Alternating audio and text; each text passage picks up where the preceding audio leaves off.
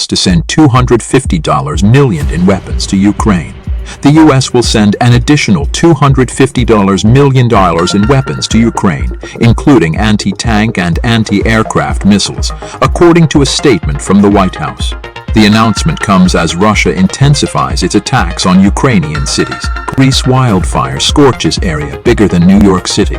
A wildfire in Greece has scorched an area larger than New York City, forcing the evacuation of thousands of people. The fire is still burning and has destroyed homes and businesses. White House suggests Kremlin behind Prigozhin death. The White House has suggested that the Kremlin may have been involved in the death of Yevgeny Prigozhin, a Russian businessman and ally of President Vladimir Putin.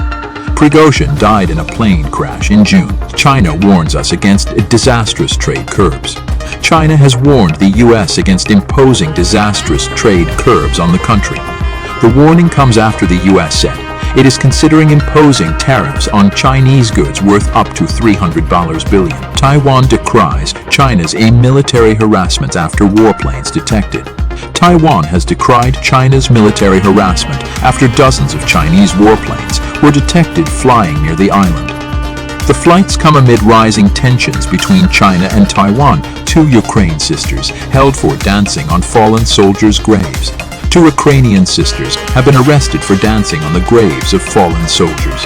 The sisters were filmed dancing on the graves of soldiers who had died in the conflict in eastern Ukraine.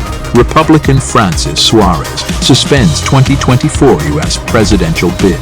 Republican Francis Suarez, the mayor of Miami, has suspended his 2024 presidential bid. Suarez said he made the decision after consulting with his family and advisors. Situations. Governor's warning. Florida braces for extremely dangerous Idalia. Florida is bracing for the arrival of Hurricane Idalia, which is expected to make landfall as a Category 3 hurricane on Thursday. The storm has already caused widespread damage in the Caribbean. Kremlin critic Igor Girkin loses detention appeal.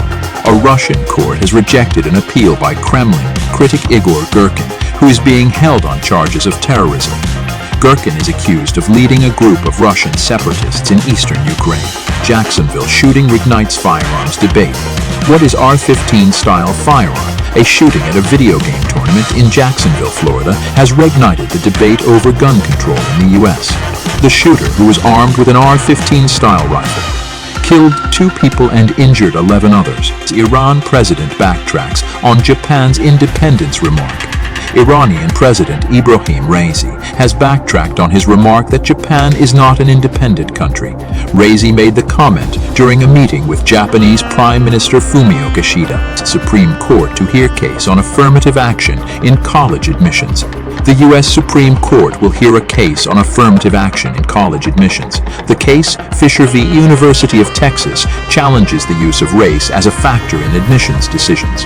Government to hold inquiry into drone strike that killed British man. The UK government has announced that it will hold an inquiry into a drone strike that killed a British man in Syria. The man Riyad Khan was killed in a US-led drone strike in 2017. The Security Council calls for end to violence in Ethiopia. The UN Security Council has called for an end to the violence in Ethiopia. The Council expressed concern about the humanitarian situation in the country and called for all parties to the conflict to respect international humanitarian law. The statement called on all parties to the conflict to immediately cease all hostilities and to respect international humanitarian law, including the protection of civilians. The statement also called on the Ethiopian government to facilitate the safe and unimpeded delivery of humanitarian assistance to all affected areas. The conflict in Ethiopia began in November 2020 when the government of Prime Minister Abiy Ahmed launched a military offensive against the Tigray People's Liberation Front, a former ruling party in the country's northern Tigray region. The conflict has since spread to other parts of Ethiopia and has displaced millions of people. These are just a few of the top news headlines from around the world today. Become a subscriber and get exclusive access to our content. We're more than just a channel, we're a community. Subscribe and join us on the journey. Thanks for watching.